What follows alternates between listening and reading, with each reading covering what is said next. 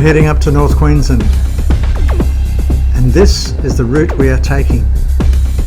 I've lived in Brisbane since 1993, and I've never travelled north of Rockhampton. But on this trip, we're heading the 2,000 kilometres up to Cooktown, and I was to discover that North Queensland is such an amazing place. Cooktown was such a beautiful place, smaller than I expected, and it kind of reminded me of a frontier town. It was the gateway for those travelling to Cape York. Its streets were wide and spacious, and we stayed slightly further south at a place called the Lion's Den Hotel. It was certainly a place of character. Let's go inside and take a look.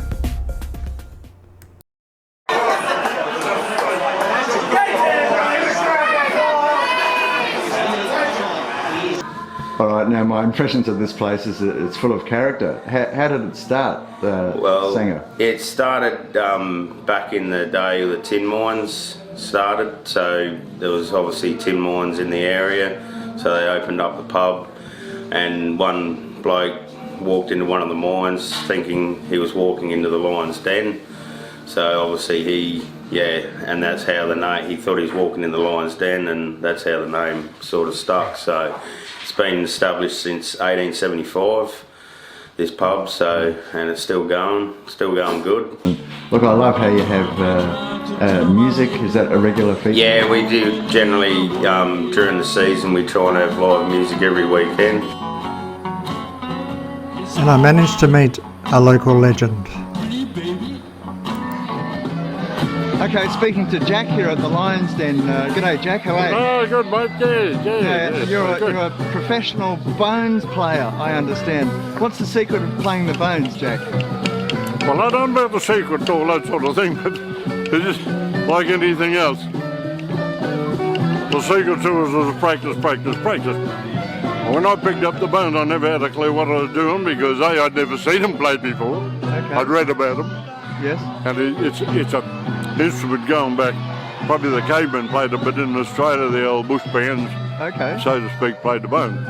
And I did dabble with the spoons one time, and I said, I'll give these things a go, sort of thing. A bit of roadkill there, and I never had a clue. And the right hand, I sort of, when I thought I'd perfected it, so to speak, and then tried on my left hand, that was disastrous. But eventually, perseverance was the name of the game, and the bones were too big, and I sort of cut them down to a size where it sort of suited me, and over the years, it's just like any other musical instrument, I suppose. You just keep practicing and you do what you do, and that's how it happened. It just evolved, if you like. Yeah. Fantastic. Could you give us a little demo there with the... Well, see, this one here is what they call, you hold it solid. Okay. That's solid. This one here is the flicker. And it's all in the wrist and up here.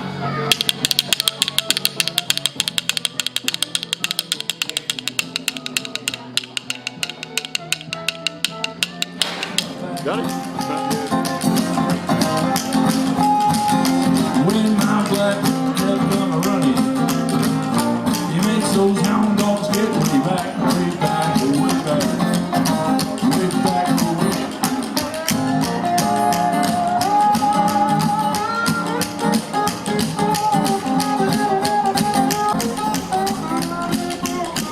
The pub certainly has bush character aplenty, and on every inch of wall there was a message written by a visitor. No worries, too easy. Cheers. Thanks, mate. Camping at the Lion's Den for 3 nights was indeed memorable, and from there we headed about 100 k's south to the Daintree River.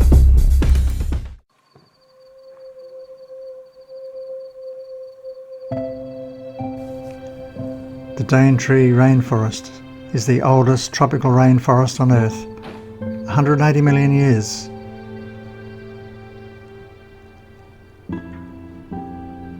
And Murray Hunt, the Daintree boatman, hasn't been running cruises that long, but I asked him what it was like to ride the river daily.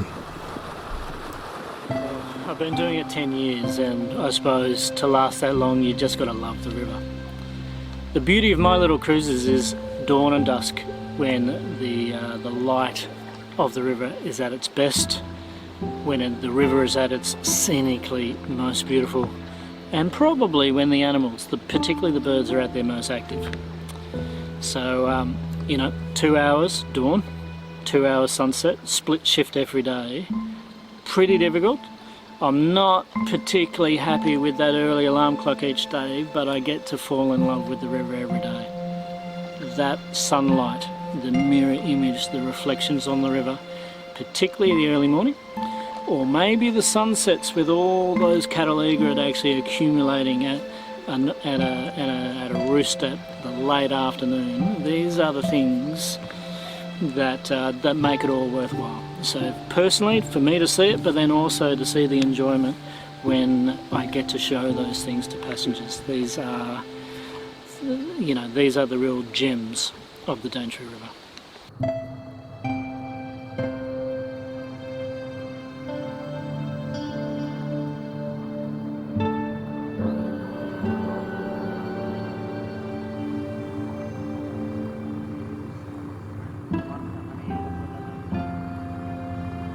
Funny thing, I'm a bit of a black sheep in the family, but I grew up on 5 acres northwest Sydney, and apparently as a young boy I would just disappear into the bush for the day, and I would bring home a little surprise each day, and my parents would be really nervous. Would it be a spider? Would it be a snake? Usually a snail shell or something like that, but it's always been innate, this love of the bush or the environment, and then that naturally just progressed into a fairly all-encompassing interest in bird watching. Some people will call it an illness, but also living in Kakadu and many other parts of Australia, you get a love for crocs and you get a love for the snakes and just the environment in general.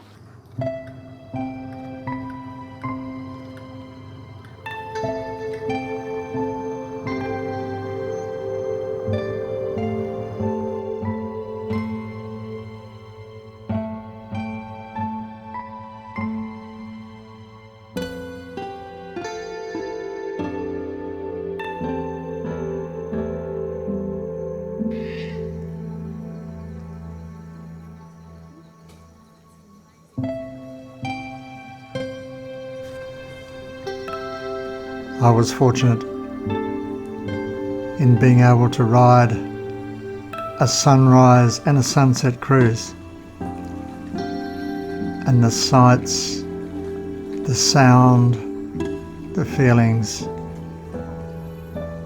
create a kind of sensuality, a sensuality of the spirit. And like Murray Hunt that day, I too fell in love with the river.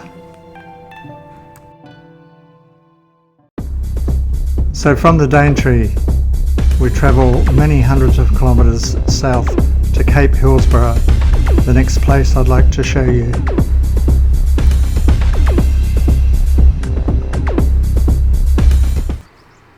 Three things happen every morning. Firstly, the sun rises. Secondly, wallabies come to feed on the beach, eating mangrove seed pods.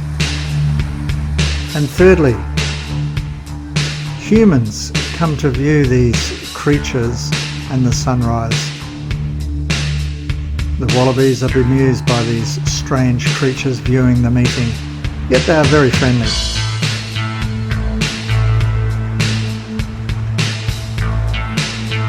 And it's here we leave the kangaroos and wallabies and people and head home to Brizzy. I realise I can now back a camper trailer, well almost, and retain some amazing memories of a place that I will soon return to.